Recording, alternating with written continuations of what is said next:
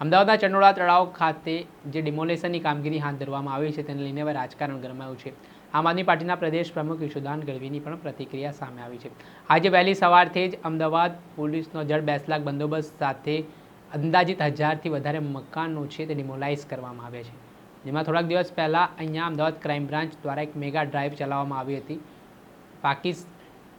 જે રીતે થોડાક દિવસ પહેલાં જમ્મુ કાશ્મીરના પહેલગામમાં આતંકી હુમલાનો બનાવ સામે આવ્યો, ત્યારબાદ બીજા જ દિવસે અમદાવાદમાં બાંગ્લાદેશીઓને બહાર કાઢવા માટેની જે ડ્રાઈવ યોજવામાં આવી તેમાં 150થી વધારે બાંગ્લાદેશીઓ અમદાવાદ ક્રાઇમ બ્રાન્ચને મળી આવ્યા હોવાની વિગતો સામે આવી। તેઓ ગેરકાયદેસર રીતે ચંડોળા તળાવમાં રહેતા હોવાની પણ વાત સામે આવ્યા બાદ ગઈકાલે વીજ કનેક્શન કાપવામાં આવ્યું અને આજે જે જગ્યાએ બાંગ્લાદેશીઓ રહેતા હતા તેમની સાથે ત્યાંના સ્થાનિકોના એવા આરોપ છે કે તેમના પણ ઘર તોડી દેવામાં આવ્યા, તેને લઈને લોકોમાં રોષ પણ જોવા મળ્યો। ત્યારે મામલે શું કહી રહ્યા છે આમ આદમી પાર્ટીના પ્રદેશ પ્રમુખ ઈશુદાન ગઢવી તે સામે।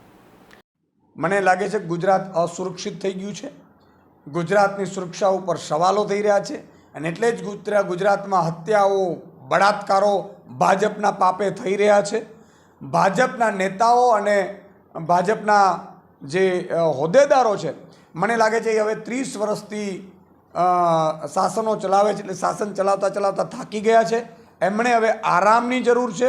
ગુજરાતની જનતા એમને આરામ આપે અને તો જ આ બાંગ્લાદેશીઓ સહિત તમામ આવા ન્યુસન્સ જે ક્રિએટર છે ગુજરાતમાં ઘૂસી ગયા છે એમનાથી આપણે છુટકારો મેળવી શકીશું। કેન્દ્રમાં નરેન્દ્ર મોદી સરકાર, 30 વર્ષની અહીંયા ભાજપની સરકાર અને સેંકડો બાંગ્લાદેશીઓ અમદાવાદમાં રહેતા હોય તો આખા ગુજરાતમાં કેટલા હશે, કેટલી જગ્યાએ હશે, કેવા ધંધા કરતા હશે, શું ડ્રગ્સ, હથિયારો આ બધું આ ભાજપના નેતાઓ મળતિયાથી કામગીરી કરે છે કે શું છે, એ પણ એક મોટો સવાલ છે। તો જ આ બાંગ્લાદેશીઓને તમે રાખ્યું હોય ને, નહીં તો બાંગ્લાદેશીઓને શું કામ રહેવા દો તમે ભાઈ? એટલે બહુ મોટો પ્રશ્ન છે। પછી મોટા ઉપાડે દાદાનો બુલડોઝર ચાલે એમ કરી, પણ દાદાનો બુલડોઝર પહેલાં નક્કી તો કરે। આ વર્ષોથી દાદાનું બુલડોઝર જ હતું અહીંયાથી, તો દાદાનું બુલડોઝર આજે જ કેમ જાગ્યું છે? એ દાદાનું બુલડોઝરને શું થઈ ગયું હતું અત્યાર સુધી? એટલે મુખ્યમંત્રીશ્રીએ આનો ખુલાસો આપવો જોઈએ, ગુજરાતની જનતાને માફી માંગવી જોઈએ કે અમારાથી ભૂલ થઈ ગઈ છે, અમારાથી રાજ્ય સરકાર ચલાવી નથી શકાતી અને એટલે જ બાંગ્લાદેશીઓ બેફામ પણ અહીંયા રહે છે, બાંગ્લાદેશીઓ અસામાજિક પ્રવૃત્તિઓ કરે છે, આપણી બહેનો દીકરીઓ અને વેપારીઓની બાંગ્લાદેશીઓ ખંડણીઓ ઉઘરાવીને હત્યાઓ પણ કરતા હશે।